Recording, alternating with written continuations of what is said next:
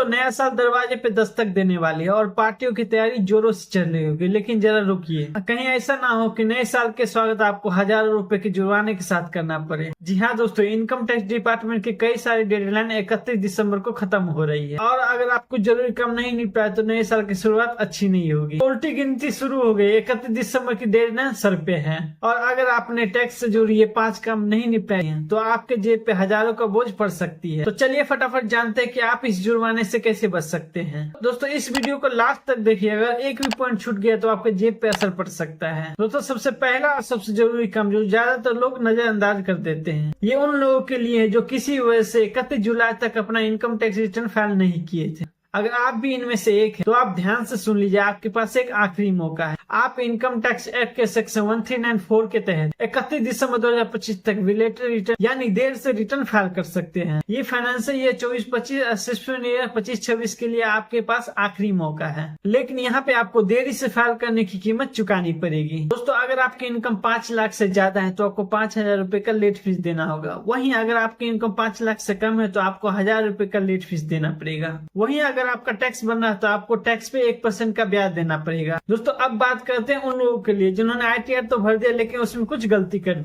जैसे कोई इनकम दिखाना भूल गए या गलत डायरेक्शन ले लिया, तो आप 31 दिसंबर तक अपना गलती सुधार के ITR रिवाइज कर सकते हैं। तो 31 दिसंबर तक ITR रिवाइज करके अपना गलती सुधार सकते हैं। तो दोस्तों याद रखिए 31 दिसंबर के बाद ये सस्ता और आसान रास्ता बंद हो जाएगा। इसके बाद ITR U का ऑप्शन आता है जो कि काफी महंगा है, वो वीडियो में आगे बात करेंगे।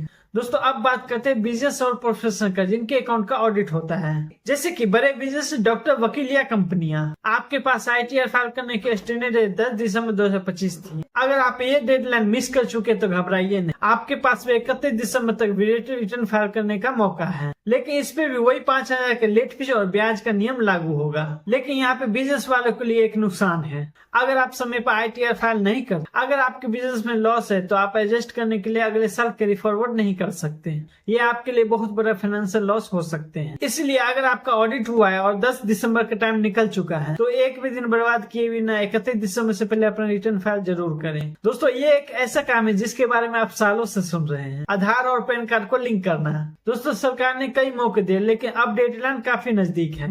अगर आपका पैन अभी तक आधार से लिंक नहीं हुआ है तो 31 दिसंबर 2025 तक इसे करवाएं। दोस्तों 1000 रुपए की पेनल्टी तो लगी, लेकिन उन बड़ी मुसीबत से काफी छोटी जो आगे आने वाली है।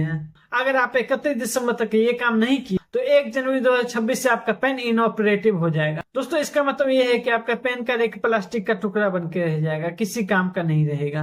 दोस्तों जानते हैं कि इसका इम्पैक्ट कहाँ कहाँ पड़ेगा।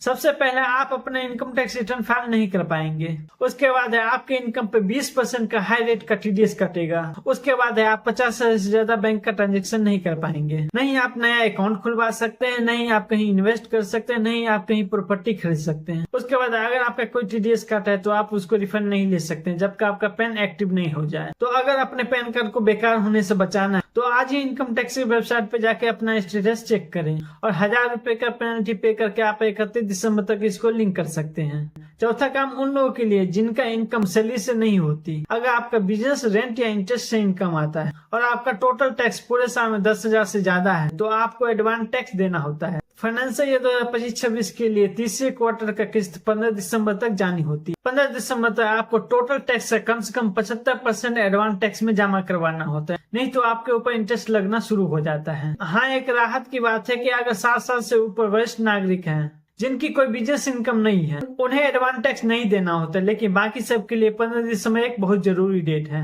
और अब ये 5वां पॉइंट जो कोई काम नहीं है बल्कि एक चेतावनी मान लीजिए। इसके लिए अगर आप 31 दिसंबर का डेडलाइन भी मिस कर देते हैं तो आपके मन में सवाल आ रहा होगा कि सब खत्म। नहीं, ऐसा नहीं है। सरकार आपको एक और मौका देती है जिसे कहते हैं ITR U यानी कि अपडेटेड रिटर्न, लेकिन यह मौका बहुत महंगा सौदा है। ITR U फाइल करने पर आपको टैक्स और ब्याज के ऊपर 25 से 50% तक का आपको अलग से टैक्स भरना पड़े। सोचिए कहाँ 1000 रुपए और 5000 का लेट फीस और जहाँ हजारों और लाखों का अतिरिक्त टैक्स। ये एक बहुत बड़ा झटका है जिसे आप आसानी से टाल सकते हैं। दोस्तों 31 दिसंबर का डेट लें इसलिए इम्पोर्टेंट है, ये वो लास्ट डेट है जहाँ आप कम जुर्माना में अपना गलती सुधार सकते हैं। इसके बाद हर काम महंगा पड़ेगा, इसलिए ITR U को ऑप्शन नहीं बल्कि सबसे आखिरी मौका समझे और कोशिश कीजिए कि इसकी नौबत ही ना आए। तो चलिए फटाफट उन 5 कामों को दोहरा लेते हैं जो आपको 31 दिसंबर से पहले करनी है। अगर फाइनेंस से ये 24-25 के लिए ITR पेंडिंग है या उसमें कुछ गलती है तो 31 दिसंबर तक कर सकते हैं। अगर 10 दिसंबर मिस हो गया तो 31 दिसंबर आपके लिए लास्ट मौका है। 1000 रुपए की पेनल्टी के साथ 31 दिसंबर तक लिंकिंग पूरी करें, वरना पेन इनऑपरेटिव हो जाएगा। अगर आपके ऊपर लागू होता है तो आप 15 दिसंबर तक आप अपना तीसरी किस्त जमा करवा दें।